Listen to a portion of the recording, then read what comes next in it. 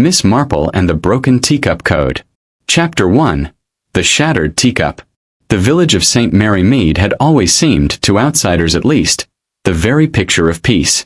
Rose-clad cottages leaned companionably against each other. Smoke curled lazily from brick chimneys, and in the afternoon, a hum of bees wove through gardens where hollyhocks and dahlias stood proudly in the autumn sun. But for those who lived there, and for Miss Jane Marple most of all, tranquility was an illusion. Beneath the calm surface of village life, passions, secrets, and small tragedies bubbled ceaselessly, waiting only for the smallest accident to bring them to light. It was on such an afternoon, golden and deceptively mild, that a curious event took place.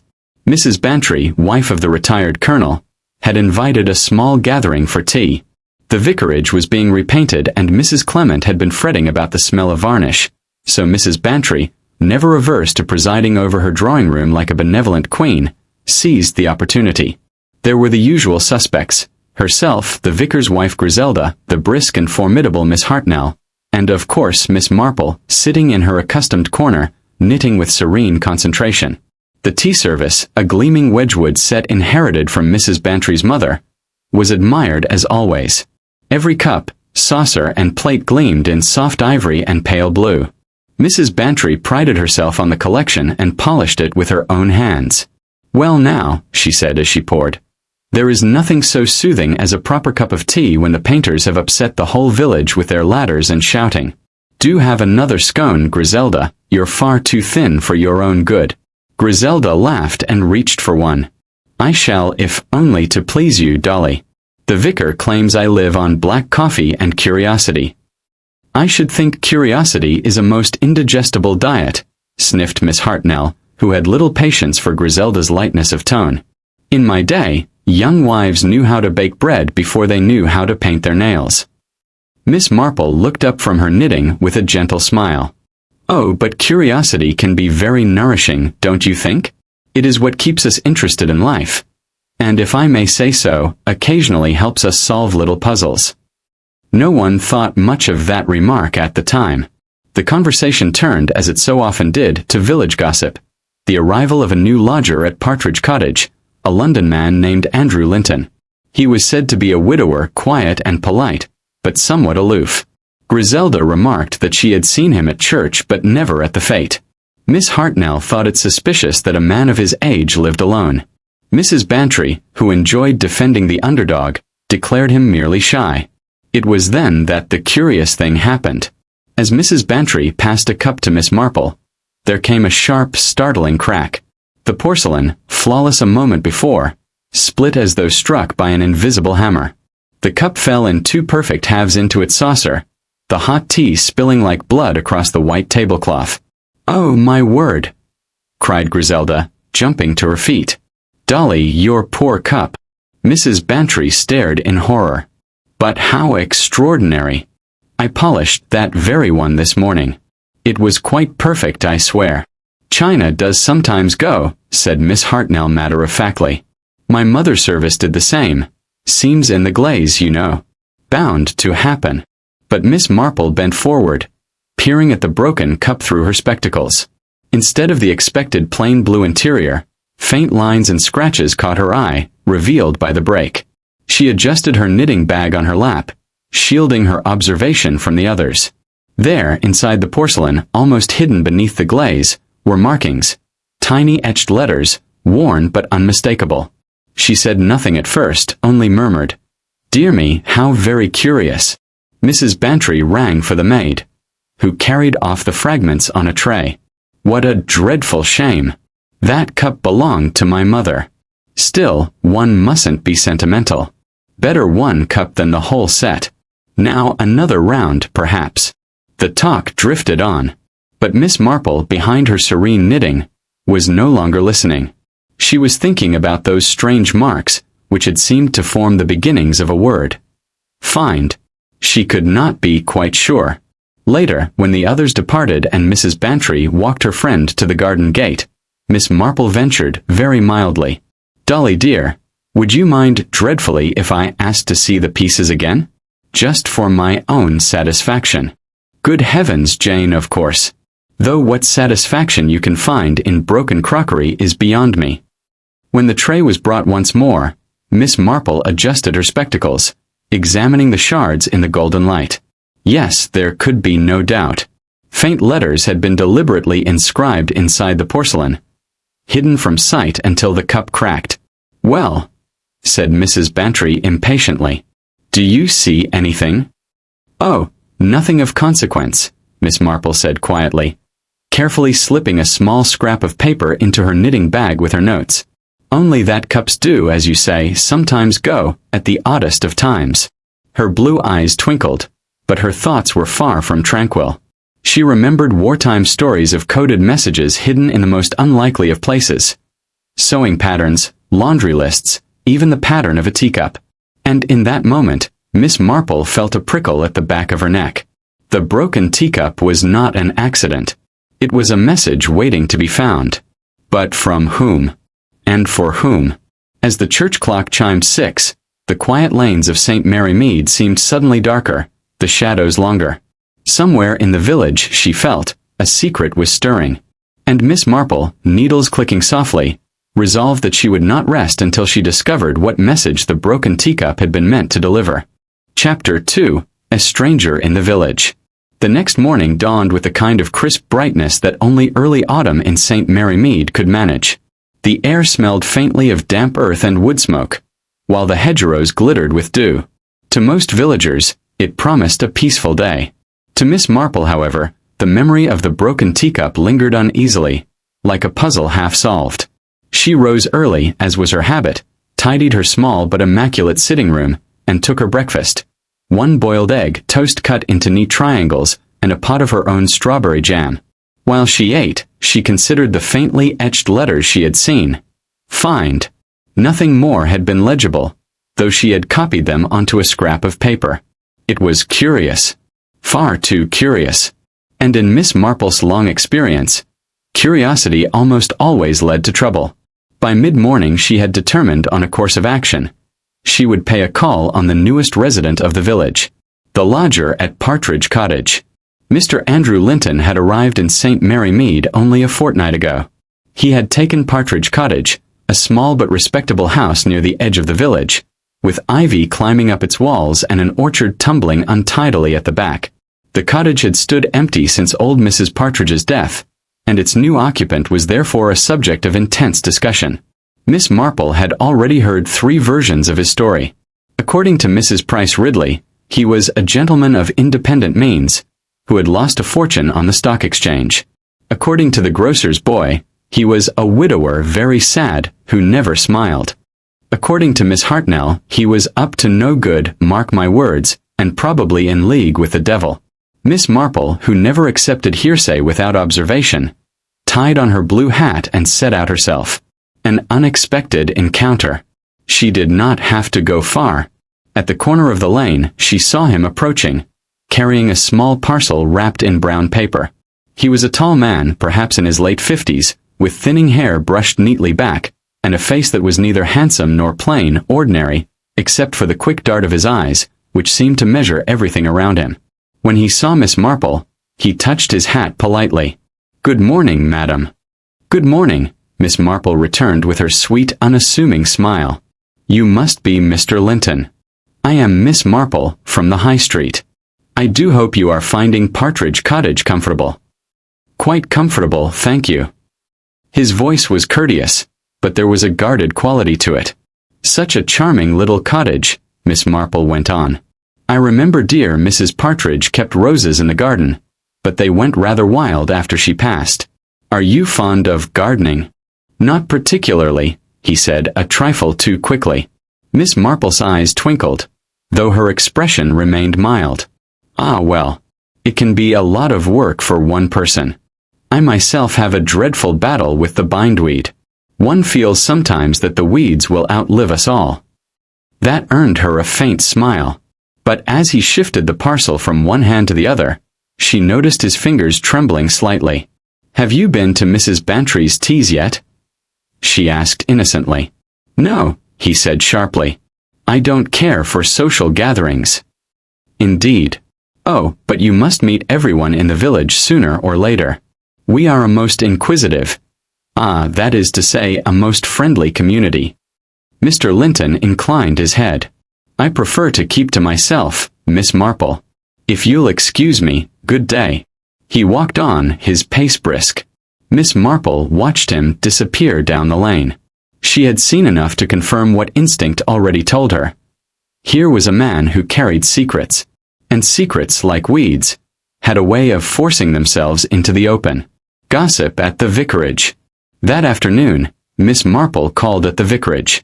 Griselda was in the garden, a wide-brimmed hat on her head, pruning roses with a mixture of grace and recklessness.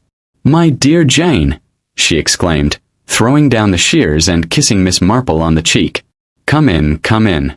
I was just about to make tea. Did you hear? That mysterious Mr. Linton actually went to the grocer's today instead of sending notes by the maid." Half the village nearly fainted. Miss Marple allowed herself a soft chuckle.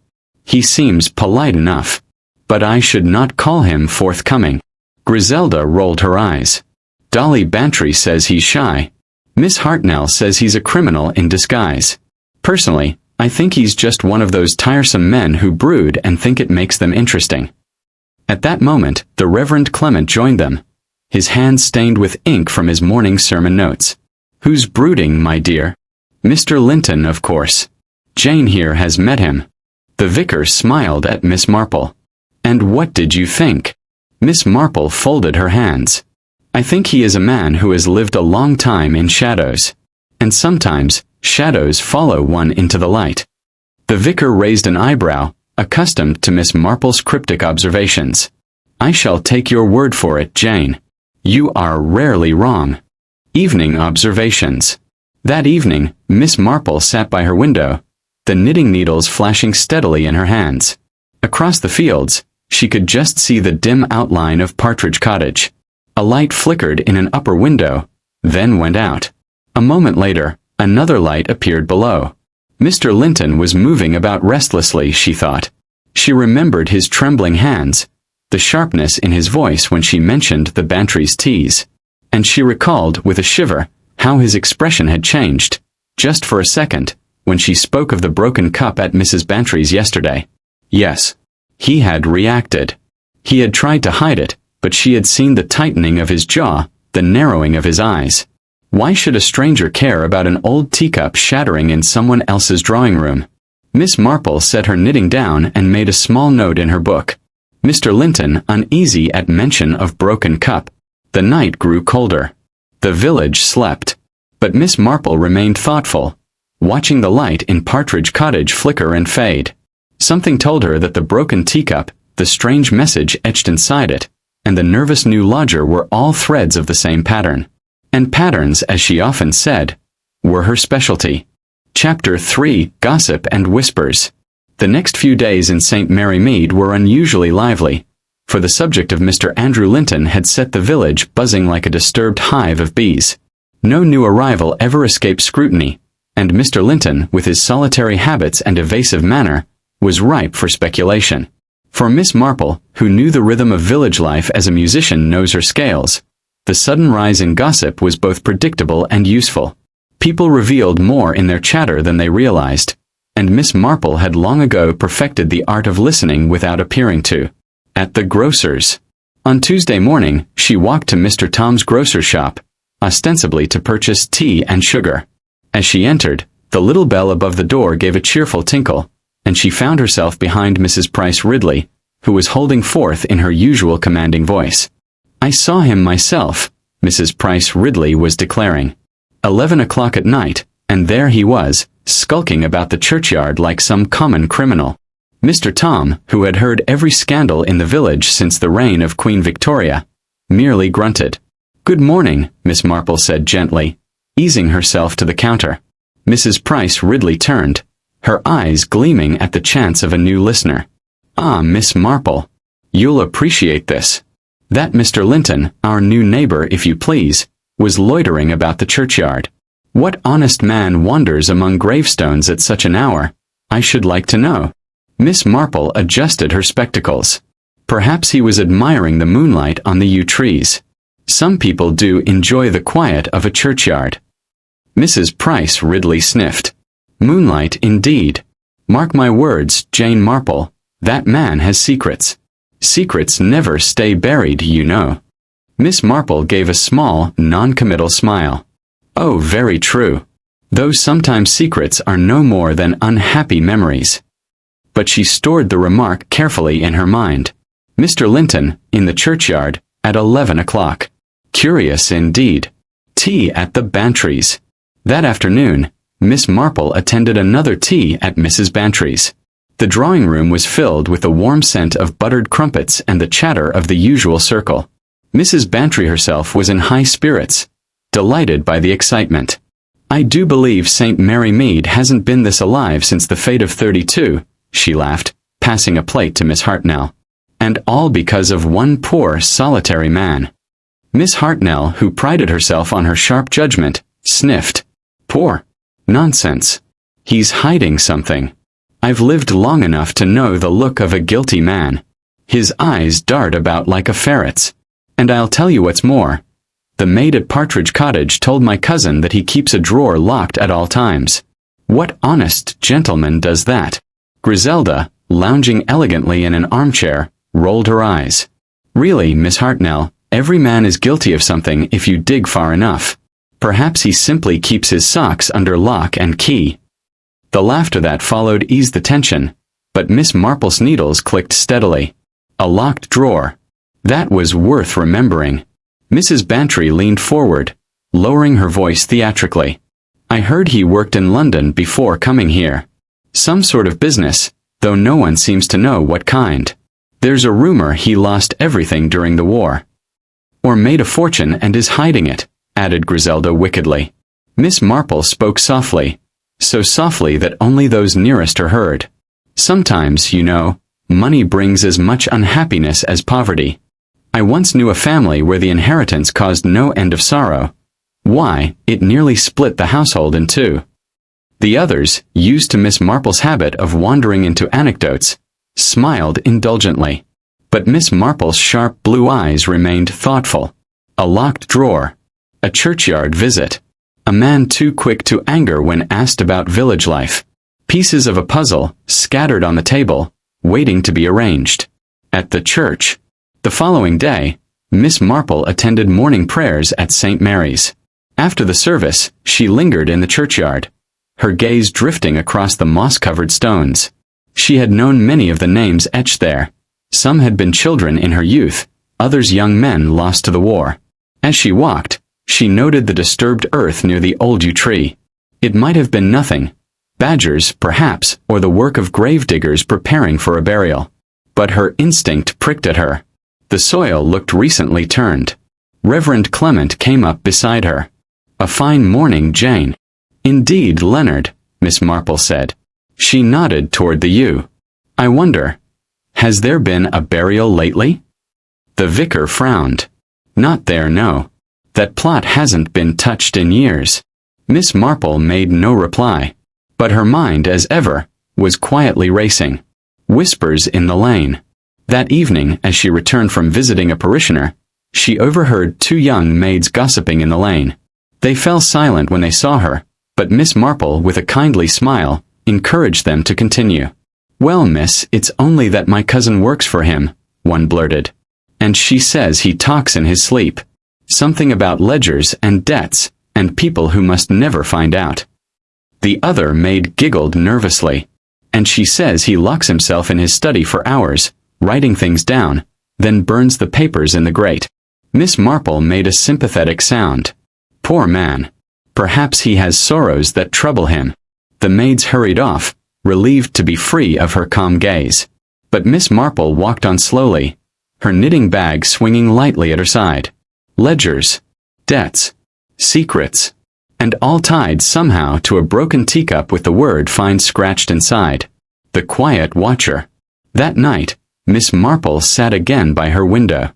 From her vantage point, she could just glimpse Partridge Cottage, its lights glowing dimly against the dark.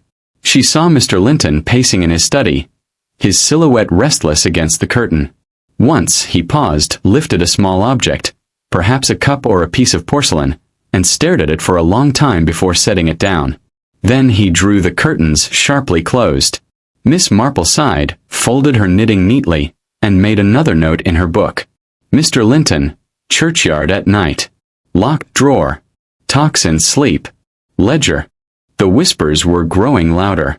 And in St. Mary Mead, whispers often led to revelations, sometimes dangerous ones. Miss Marple leaned back in her chair, her face serene but her mind alert. She had learned long ago that the smallest details, the turn of soil by a yew tree, the gossip of a maid, the tremor in a man's hands, could be the keys to unraveling great mysteries. And she was determined to listen until the whispers revealed the truth. Chapter 4. The Vicarage Garden Secrets. Morning sunlight spilled across St. Mary Mead, but the air carried a strange heaviness. Miss Marple, knitting needles clinking softly in her lap, gazed out her window at the tidy gardens. It was not the rosebeds or the lavender bushes that occupied her thoughts, but the curious unease she felt since the teacup with the strange code had been discovered. By mid-morning, she set out for the vicarage. The vicar's wife, Griselda, was in the garden pruning her roses, though she clearly had little patience for such work. She brightened when she saw Miss Marple approaching. "Ah, Miss Marple, how good to see you. Do come in, though I must warn you, our garden is in a shocking state," Griselda said, brushing soil from her gloves.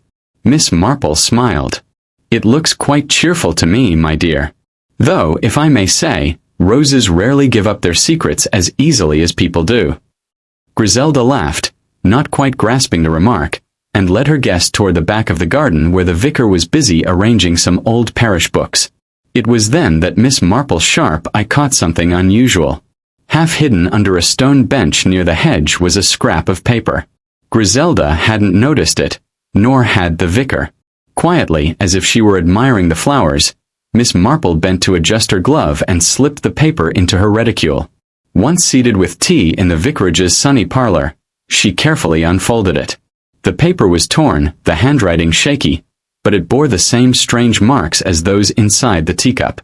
A crude cipher, lines of symbols repeating in odd patterns. The vicar frowned as he poured the tea. "More of that blasted code, I presume? It seems to be the talk of the village already. Mrs. Price Ridley swears it's connected to smugglers." "I told her nonsense, of course." Miss Marple stirred her cup thoughtfully. "Smugglers? No, I should think not. But secrets, yes. Someone in St. Mary Mead is very anxious to keep something hidden. And they are careless enough to drop crumbs for the sharp-eyed." Griselda leaned forward eagerly. "You mean, you think it's important?" "Important enough that it was concealed, and important enough for me to wonder who walks in your garden after dark," Miss Marple said gently, her eyes sparkling with quiet knowing. The vicar's brow furrowed. "After dark? Surely not." Miss Marple gave her small knowing smile, the one that always seemed to make people uneasy. One learns much from trampled flower beds and misplaced scraps. Gardens have a way of remembering things, even when people do not. As she rose to leave, Miss Marple tucked her knitting under her arm. She had no need to speak further. She had seen enough to confirm that the teacup code was no idle curiosity. It was a message, one that someone had risked much to deliver. Outside, the village seemed ordinary once more. Children laughing, a milk cart rattling past, roses blooming in every yard. But Miss Marple knew better. The quiet beauty of St. Mary Mead had begun to crack, and secrets long buried were slowly rising to the surface. Chapter 5. A Visitor at Dusk. The evening fell softly over St. Mary Mead, painting the cottages in lavender hues. Miss Marple sat in her parlor, her knitting basket beside her and her thoughts firmly fixed on the scrap of coded writing she had discovered in the vicarage garden. The symbols danced before her mind's eye, taunting her with their deliberate mystery. She was not one to ignore small details. A missing teaspoon, a scuffed floorboard, a careless word at the wrong time. These were often the threads that unraveled an entire tapestry of lies. And this teacup code, coupled with the torn paper, was surely a thread worth following. Her contemplation was interrupted by a knock at her door. Glancing at the clock, she was mildly surprised. It was well past 8, an unusual hour for visitors. She opened the door to find a figure half shrouded in the misty twilight. It was Leonard Copley, the village's new schoolteacher. A polite young man, though rather nervous in demeanor, he bowed his head slightly. "Good evening, Miss Marple. Forgive the intrusion at such an hour, but I wondered if I might trouble you for a few minutes." "Of course, Mr. Copley," Miss Marple replied warmly, ushering him in. "Do come sit by the fire. You look quite pale. A little tea, perhaps?" He declined the tea but perched anxiously on the edge of the chair. His hands fidgeted with his hat, and Miss Marple, ever observant, noted that his cuffs were frayed, as if he had been tugging at them often of late. "I hesitate to trouble you with village gossip," he began, "but I've heard whispers about a teacup and a code. They say you've taken an interest." Miss Marple's eyes twinkled. "People do enjoy talking, Mr. Copley. It is our village's favorite pastime, after all. But yes, I have seen the cup and the little marks upon it." He leaned closer, lowering his voice. "Then you should be careful. Very careful. Not everyone wishes for that matter to be solved." It was an oddly dramatic warning, and it surprised her coming from the mild-mannered teacher. But before she could inquire further, he rose abruptly. "I must go. Please forgive me. But do not mention my visit tonight." His eyes darted to the window, as though he feared being watched. Without waiting for her reply, he placed his hat firmly on his head and slipped back into the night. Miss Marple stood by the doorway a long moment after he had gone, her mind turning swiftly. A nervous schoolteacher, frightened by a coded message in a teacup? There was more to Mr. Copley than he let on, and his peculiar insistence on secrecy suggested he might be entangled in this puzzle far deeper than she had imagined. She locked the door, drew the curtains, and returned to her armchair. Picking up her knitting once more, she murmured softly, "Secrets have a way of finding their way to me, whether people wish them to or not." Her needles clicked in the silence, but her thoughts were anything but calm. Somewhere in St. Mary Mead, someone was playing a dangerous game. And now, with Mr. Copley's warning, Miss Marple knew the stakes were far higher than village gossip. The teacup code was not simply a curiosity.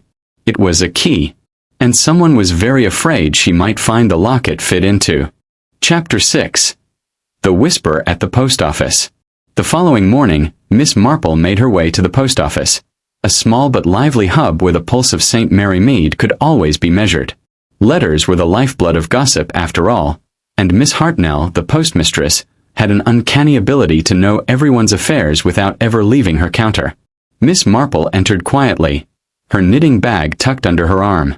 Inside, she found a small crowd, Mrs. Price Ridley standing stiffly with her usual air of superiority, young Elsie Holland, the maid from the big house, trying to post a letter with trembling fingers, and Mr. Copley, the schoolteacher, at the far end of the counter, speaking in low tones.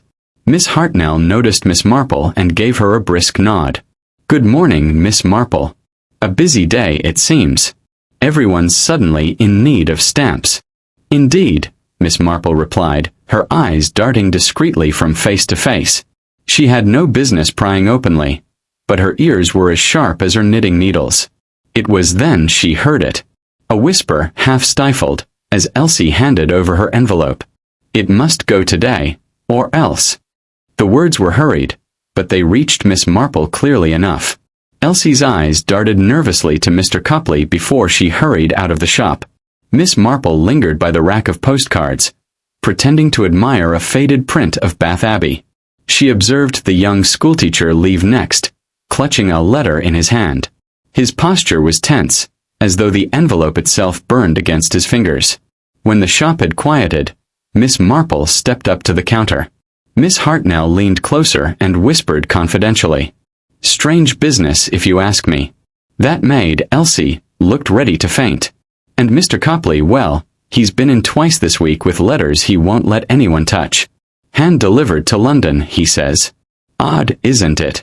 Miss Marple only smiled. "The post often carries burdens heavier than parcels, Miss Hartnell. Sometimes a letter is as dangerous as a pistol." On her way out, she noticed something on the floor by the doorway, a small torn scrap of blue paper. She bent down discreetly, picking it up. Written on it were the same strange symbols she had seen on the teacup and the vicarage garden scrap. This was no coincidence. The code was everywhere, carried on teacups, hidden in gardens, smuggled out in letters. And now 2 villagers, Elsie and Mr. Copley, were both somehow entangled in it. Walking slowly back toward her cottage, Miss Marple's mind worked busily. The village might see only ordinary life. Maids, teachers, vicars, and roses, but she knew better. Beneath the quiet veneer of St. Mary Mead lay a network of secrets, connected by fragile threads of fear. And someone somewhere was tugging on those threads, waiting for the whole web to collapse. Chapter 7. Midnight Footsteps. That night, the village lay cloaked in silence. A thin mist rolled across the lanes, and the moonlight fell coldly upon the thatched rooftops. Inside her neat little cottage, Miss Marple did not sleep. She sat by the window with her knitting, though her needles barely moved. Her eyes were fixed on the road leading toward the vicarage. Something told her the quiet was deceptive. Ever since Mr. Copley's trembling warning, she had felt a current of unease humming beneath the surface of St. Mary Mead. Tonight it grew stronger, and then she heard it. Footsteps. Slow, cautious, deliberate. Rising swiftly, she peered through the lace curtains. A figure moved along the lane, keeping close to the hedgerows as though wishing not to be seen. Tall, cloaked, the outline unmistakably male. He paused near the vicarage gate, glanced around, then slipped inside the garden. Miss Marple's heart quickened. The vicarage again. First the coated scrap beneath the bench, now a midnight visitor. What was it about that place that drew such furtive attention? Pulling her shawl tighter, Miss Marple took her small lantern and slipped quietly into the night. Her steps were silent, for she had spent a lifetime walking softly, unnoticed. She reached the hedge outside the vicarage garden and stood perfectly still, listening. Voices. Faint, hushed, but distinct. It must be tonight. The signal can't be delayed. Another voice, lower, almost a growl. Careful. She's watching. The old one sees more than she should. Miss Marple's breath caught. They were speaking of her. She drew back further into the shadows, hardly daring to breathe. There was a rustle, the sound of something metallic being set upon stone. Then the figures, 2 of them now, moved deeper into the garden. One carried a small lantern, which cast a brief glow upon the flower beds. For a moment, Miss Marple saw it clearly. A piece of porcelain set carefully on the bench. A teacup. Another one. The men disappeared around the side of the house. Miss Marple wisely did not follow. She had learned long ago that patience was more powerful than confrontation. What mattered was not catching them in the act, but understanding the act itself. After a tense quarter of an hour, the footsteps returned. The men slipped out, their lantern extinguished. They moved down the lane quickly, their shapes vanishing into the mist. When silence returned, Miss Marple crept into the garden. Her lantern cast a faint glow upon the stone bench. There it was, the teacup, identical to the first. Inside, as she expected, was a line of symbols drawn carefully in black ink. She held it for a long moment, the chill of the porcelain seeping into her hands. Someone in St. Mary Mead was sending messages in plain sight, using the most ordinary of objects. Teacups in gardens, scraps in letters. But to whom were the messages meant? And why did they fear her? As dawn's first light touched the sky, Miss Marple returned to her cottage. She placed the teacup beside the first one, her mind racing. There was a code to break, yes, but more importantly, there was a web of deceit unraveling around her. And now she knew one thing with certainty. Whoever was behind it would not stop. They were watching her. And the next move in their game might be far more dangerous than midnight footsteps. Chapter 8. The Secret in the Church Pew. Sunday morning dawned bright, and the bells of St. Mary Mead's little church rang out clearly across the village. Miss Marple, dressed neatly in her navy blue coat and sensible hat, walked with measured steps toward the service. On the surface, everything appeared ordinary. The villagers gathering, children fidgeting, hymn books rustling. Yet Miss Marple's mind was fixed on the events of the previous night, the cloaked figures, the hidden teacup, and the whispered warning that the old one sees more than she should. Inside the church, she took her usual place near the back, a seat that afforded her an unobstructed view of both the altar and the congregation. She believed one could learn much about people not only from what they said but from how they behaved when they thought no one was watching. The vicar's sermon droned on, though his words were lost in Miss Marple's thoughts. Instead, she observed. Leonard Copley, the nervous schoolteacher, avoided her gaze entirely. Elsie, the maid, sat stiffly, her gloved hands clenched tight in her lap. Even Mrs. Price Ridley, usually so serene, shifted uncomfortably more than once, as though something troubled her conscience. As the congregation stood for the final hymn, Miss Marple noticed a curious thing. On the pew directly in front of her, tucked discreetly between the pages of a hymn book, was a folded slip of paper. It had not been there when she sat down. Someone had placed it during the service. When the hymn ended and people bustled about gathering their coats, Miss Marple remained seated, her hands folded primly. Only when the pew cleared did she reach forward and slip the paper quietly into her glove. She tucked it away without opening it until she was safely back at her cottage. There, with her curtains drawn, she unfolded it. As expected, it contained the same strange symbols, the same code. But this message was different. At the bottom of the page, written faintly in hurried handwriting, were words in plain English. Midnight. The oak by the stream. Miss Marple's lips pressed together. A meeting, then. The code was not just idle writing. It was being used to arrange clandestine gatherings. And whoever had left this note in the hymn book was confident enough to plant it during the most solemn hour of Sunday service. Her thoughts quickened. Who was meant to find the note? Elsie, perhaps, who had looked on the verge of collapse. Or Mr. Copley, whose fear was plain as day. Or another villager entirely. One thing was certain.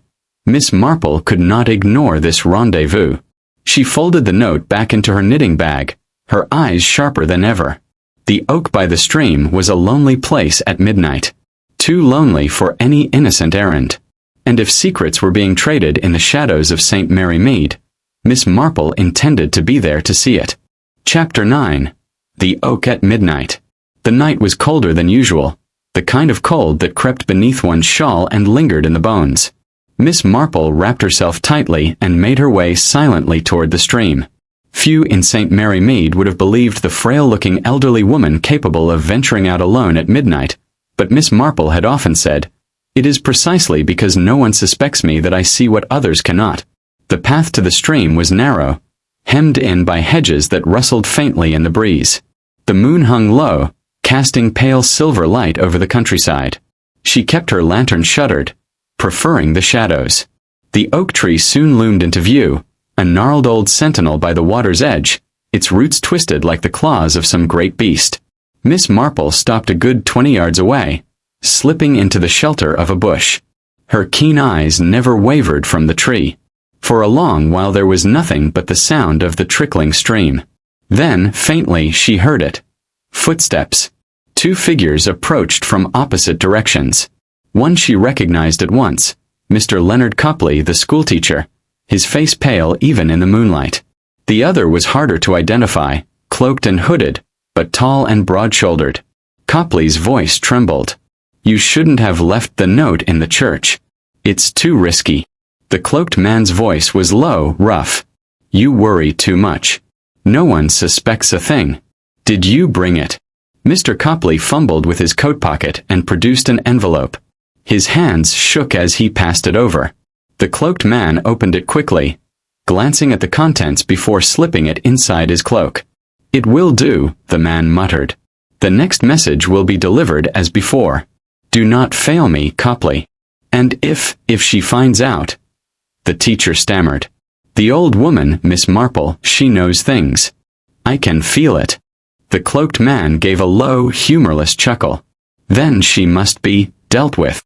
Miss Marple's pulse quickened, but she remained perfectly still, not a twig snapping beneath her. The meeting ended abruptly. The cloaked man turned, vanishing into the deeper shadows, while Mr. Copley lingered, breathing heavily as if regretting every choice that led him there. Finally, he too departed, his footsteps retreating toward the village. Only when the night was silent again did Miss Marple emerge from her hiding place. She approached the oak tree, her sharp eyes searching. On the ground near the roots lay something the men had overlooked, a tiny scrap of paper torn from the envelope. Picking it up carefully, she saw the familiar symbols scrawled across it, the code again. But this time, alongside the symbols, there was a single English word written hurriedly in pencil. Shipment. Miss Marple's mind raced. Shipment? What shipment could possibly pass through the quiet lanes of St. Mary Mead? And why cloak it in secret codes and midnight meetings? She slipped the scrap into her knitting bag and turned for home. The puzzle pieces were beginning to take shape, though the picture remained unclear. Yet one thing was now certain. She herself was in danger. Someone had spoken of dealing with her. And Miss Marple knew better than anyone. When secrets are threatened, people can become desperate. Even murderous. Chapter 10. The Disappearing Maid. Morning in St. Mary Mead always seemed reassuringly ordinary. Milk bottles on doorsteps, children hurrying off to school, the vicar nodding politely to passers-by. But beneath the surface, Miss Marple knew, the village was far from ordinary. Secrets were stirring like shadows in the hedgerows. It was Mrs. Price Ridley who brought the news first, bursting into the grocer's with her usual self-importance. "The girl's gone," she declared loudly enough for every shopper to hear. "Disappeared in the night. Mark my words, it's connected to that dreadful business with the teacups." The girl was Elsie Holland, maid at the manor house. By breakfast, her absence had become the talk of the village. The cook said her bed had not been slept in. The gardener swore he saw her hurrying toward the lane near the stream at dusk, clutching a parcel. No one had seen her since. Miss Marple listened quietly as the gossip spread, but inwardly her thoughts quickened. Elsie had looked pale and terrified at the post office, whispering that her letter must go today or else. Now she had vanished, likely under duress. By mid-morning, Miss Marple paid a visit to the manor house under the guise of delivering some jam. The mistress of the house, Mrs. Bartlett, greeted her with distracted courtesy, clearly distressed. "I don't know what's come over that girl," Mrs. Bartlett fretted. "Not a word, not even her wages collected. She must have run off to London with some scoundrel." Miss Marple's eyes twinkled, though her face remained placid. "Perhaps. Yet Elsie never struck me as a flighty sort. She was devoted to her younger brother, wasn't she? He's still in the sanatorium, poor child. Would she abandon him so suddenly?" Mrs. Bartlett faltered. "Well, I hadn't thought of that." In the servants' quarters, Miss Marple quietly inspected Elsie's small room. The bed was neatly made, the trunk closed, but on the bedside table lay a curious item. A teacup, plain white, but with faint ink stains at the bottom. Miss Marple lifted it, her sharp eyes narrowing. The same code had been attempted here too, though smudged as if quickly wiped away. Elsie had clearly been involved in passing or receiving these messages. As Miss Marple left the manor, she encountered Leonard Copley on the lane. His face was drawn, his voice strained. "You've heard about Elsie?" he asked, avoiding her gaze. "Yes," Miss Marple replied calmly. "It is a very troubling business." Copley's hands trembled as he clutched his books. She shouldn't have. She was only trying to help. She didn't deserve. His words trailed off, and he hurried away without finishing the thought. That evening, the village buzzed with rumors. Some claimed Elsie had eloped. Others whispered she had been taken for knowing too much. But Miss Marple sat quietly by her window, her knitting untouched. She had seen enough to suspect the truth. Elsie had not left of her own accord. She had been silenced, removed from the village because she knew something dangerous about the code and the so-called shipment. And Miss Marple, more than anyone, understood the chilling weight of that realization. If Elsie was gone, it meant those behind the code were growing desperate. And desperate people, she knew, often turned to murder. Chapter 11. The Vicar's Confession. The disappearance of Elsie Holland weighed heavily on St. Mary Mead, but nowhere more so than at the vicarage. Miss Marple, ever attentive to the subtle tremors beneath village life, noticed the change in Reverend Clement almost immediately. He was a thoughtful, mild man, yet in the past 2 days his sermons had been distracted, his smile strained. So, one afternoon she called upon him. Griselda, his lively young wife, welcomed her in cheerfully, though even her bright chatter could not disguise the pall that hung over the house. "Do sit down, Miss Marple," Griselda said, fussing with the tea things. "The vicar has been in quite a state. Won't say why, of course. I dare say it's something to do with that dreadful business in the papers, the girl vanishing like that." Miss Marple smiled kindly but said nothing. When Griselda was called away to speak with the cook, the vicar seized the moment. He sat opposite Miss Marple, his hands clasped tightly together. "I cannot keep silent any longer," he murmured, his voice low. "It weighs upon my conscience." Miss Marple leaned forward slightly, her eyes encouraging but never pressing.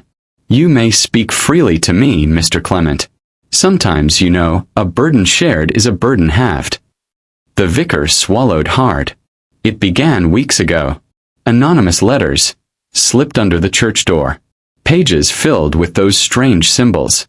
At first, I thought it the prank of a mischievous boy. But then came instructions, cryptic but deliberate. Someone has been using the church as a postbox. Miss Marple. My church." His voice trembled with shame. Miss Marple nodded slowly. "And you feared scandal, I suppose. Quite natural. But you kept the letters." He hesitated, then reached into his desk and drew out a small bundle tied with string. The papers inside were covered with the same repeating code she had seen on the teacup and in the garden. One, however, was different. It had words scrawled hastily at the bottom. "The girl knows. Remove her." Miss Marple's fingers tightened on the paper. Elsie. So she had been marked long before she vanished. The vicar's eyes were filled with distress. "I should have gone to the authorities sooner. But how could I? The police would have laughed, or worse, thought me complicit." Miss Marple's voice was gentle but steady.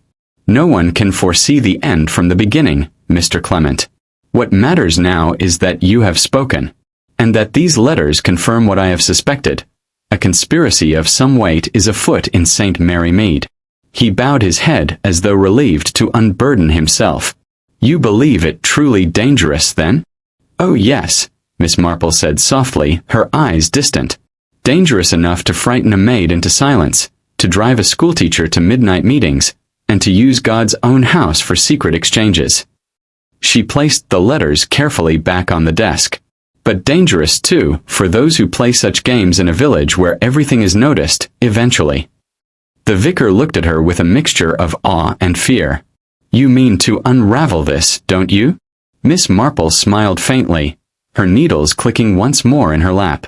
"One doesn't like to see weeds choking the garden, Mr. Clement. And I've always had a talent for weeding." As she left the vicarage, Miss Marple knew the path ahead was narrowing. Elsie's disappearance, the coded teacups, the shipment. Every thread was tightening into a noose.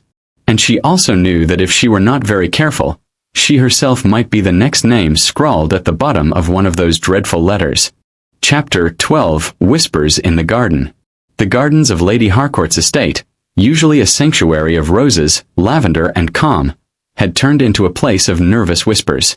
The servants gathered there in hushed tones, as though the trimmed hedges and fountains themselves might overhear their fears. The murder of Lady Harcourt and the discovery of that shattered teacup had unsettled every corner of the household. Miss Marple, wrapped in her neat grey shawl, chose to wander there one morning. The gardener, an elderly man with bent shoulders and dirt-streaked hands, greeted her with hesitant respect. "You'll pardon me, ma'am," he said softly, removing his hat, "but there's been talk that the lady's death weren't natural." Miss Marple's eyes softened. "Yes, Mr. Benton. I dare say you are correct. But truth has a way of hiding itself in the most ordinary corners. Tell me, have you seen anything unusual of late?" The gardener shifted, glancing toward the ivy-covered wall. "Strangers now and then. Folk who didn't belong here, walking the path near dusk. One even left a scrap of paper tucked under the sundial." At this, Miss Marple's eyes lit with a quiet intensity. She asked to see the sundial, and there, lodged carefully between the stone base and a crack, was a folded scrap. Weathered, damp, and nearly torn, it contained only a sequence of numbers. The same odd sequence that had been scribbled on the fragment of the broken teacup. Miss Marple tucked the scrap into her reticule, careful not to reveal her excitement. As she strolled back toward the house, She paused near the rose bushes, where the maid Clara whispered urgently with another servant. "It's dangerous, Clara," the other girl said, her voice trembling. "If anyone learns you've been keeping her secrets." Clara turned pale when she noticed Miss Marple. She attempted a clumsy curtsy and hurried away. Miss Marple did not call her back. Instead, she filed away the maid's guilty eyes, the hidden scrap of numbers, and the growing realization that the code was not just written on porcelain. It was scattered like breadcrumbs across the estate, waiting for the right mind to string them together. That evening, Miss Marple sat by the fire, knitting needles clicking softly as she contemplated the curious alignment of numbers. Each fragment pointed to something deeper, something Lady Harcourt had died to protect. And somewhere in the shadows of the estate, someone still alive feared Miss Marple was getting too close. Chapter 13. A Letter Gone Missing. The rain returned that morning, fine and cold, dripping from the eaves of Lady Harcourt's great house. Miss Marple, wrapped in her shawl, requested the butler to fetch her a pot of tea. As he obliged, she allowed her eyes to wander about the drawing room. The atmosphere had shifted since the day of the murder. The polished wood seemed darker, the carpets heavier, and the portraits on the wall more watchful.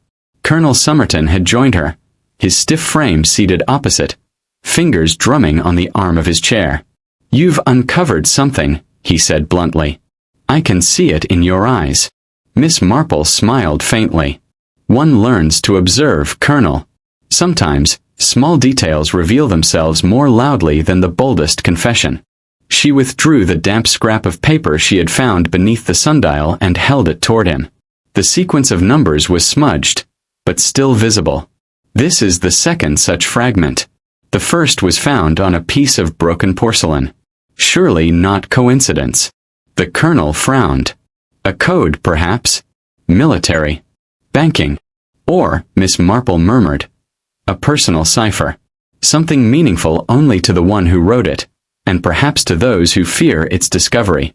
At that moment, Clara, the nervous maid, entered with a tray of letters and telegrams. She placed them on the table, her hands trembling. Miss Marple noticed her glance linger too long on one sealed envelope, her lips parting as though she meant to speak, then closing again. When Miss Marple reached for the stack, she found that one letter, addressed in a bold, slanted hand to Lady Harcourt herself, was missing.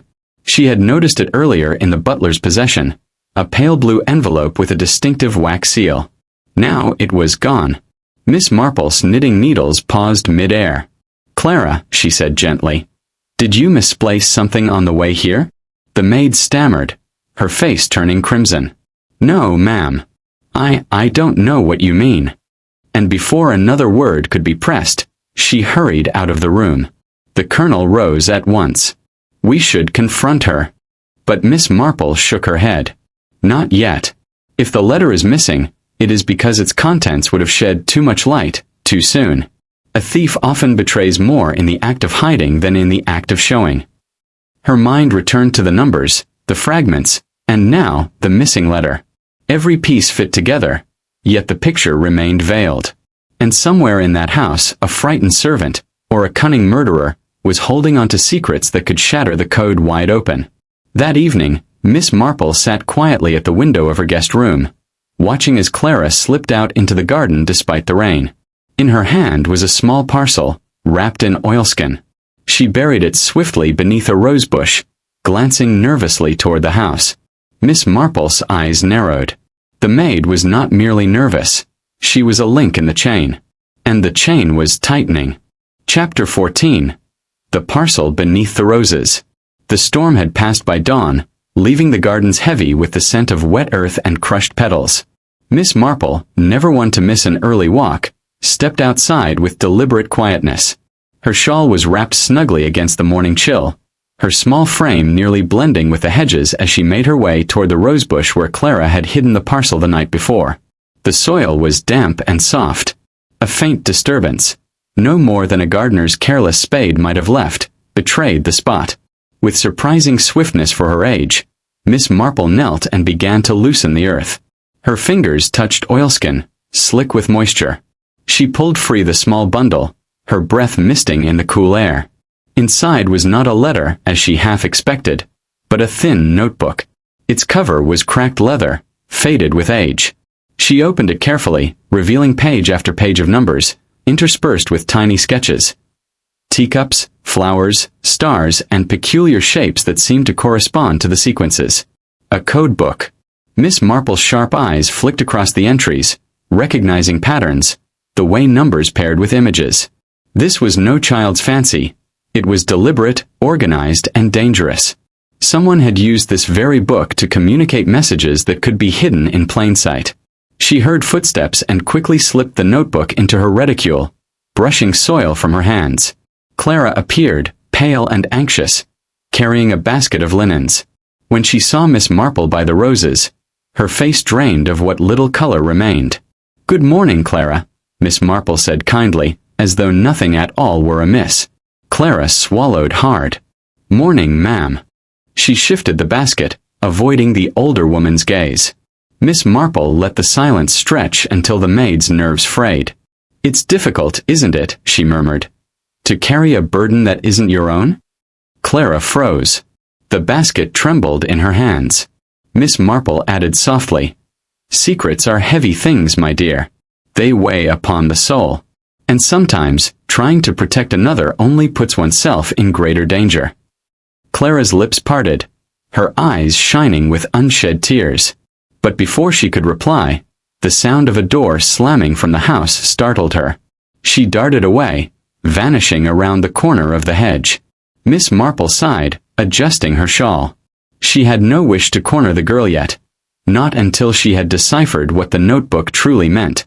Later that day, she spread the book across her writing desk and began to test the patterns with pencil and paper. Slowly, the shapes and numbers started to reveal words. Fragments of sentences emerged. Transfer tomorrow. Shipment concealed.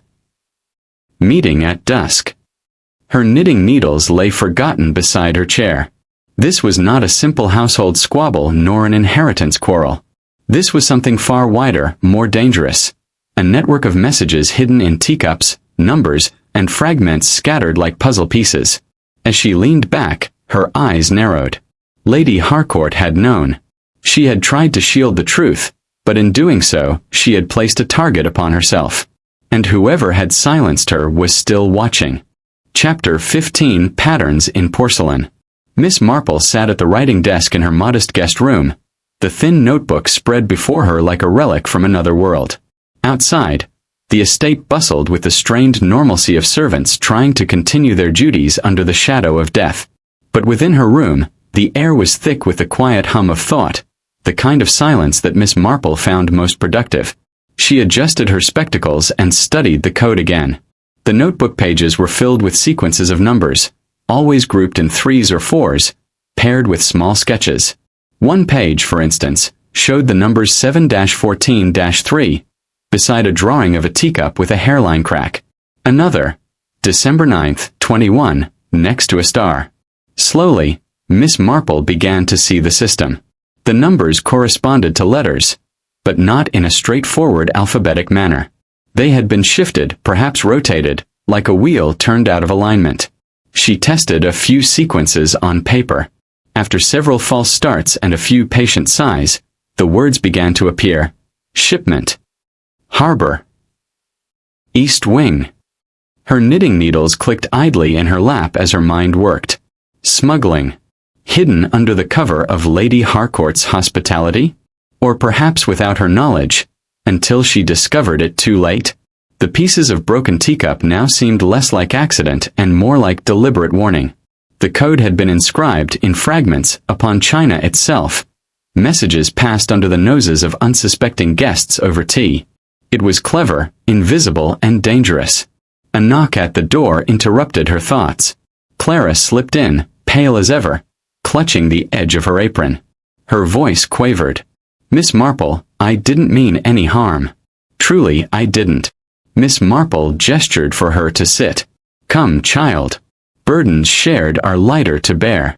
Clara perched on the edge of the chair, twisting her apron. "It wasn't me who started it. Lady Harcourt, she found something she shouldn't have. A letter. I only hid the notebook because I was frightened. I thought if the others knew I'd seen it, She shivered. Miss Marple's eyes softened. Others, Clara? The maid bit her lip. There are men who come at night, ma'am. Not strangers exactly. Guests sometimes, with polished shoes and expensive coats. They'd meet Lady Harcourt in the library. She pretended it was nothing, but she wrote everything down. She said the world needed to know. Miss Marple reached across, laying a gentle hand over the girl's trembling fingers.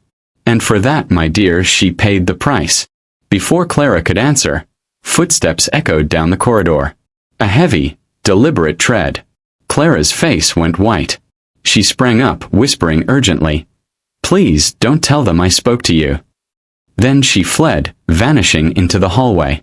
Miss Marple carefully closed the notebook and slid it beneath her knitting bag just as the door opened. Colonel Somerton entered, his face stern, his eyes sharp. "You've been busy, Miss Marple," he said evenly. "I do hope you've not been prying where you ought not." Her expression was one of harmless innocence. Oh, merely a spot of knitting and a little puzzle to keep the mind active. One must make do in stormy weather. The colonel's gaze lingered on her, heavy with suspicion. Then he gave a curt nod and left. When the door clicked shut, Miss Marple allowed herself the smallest smile. The code was cracking, the truth was forming a shape. But now she knew. Someone in this house, perhaps someone with authority, feared she was closer than ever. The teacup fragments, the notebook, the missing letter, they were all threads of the same tapestry. And soon she would tug hard enough to unravel it.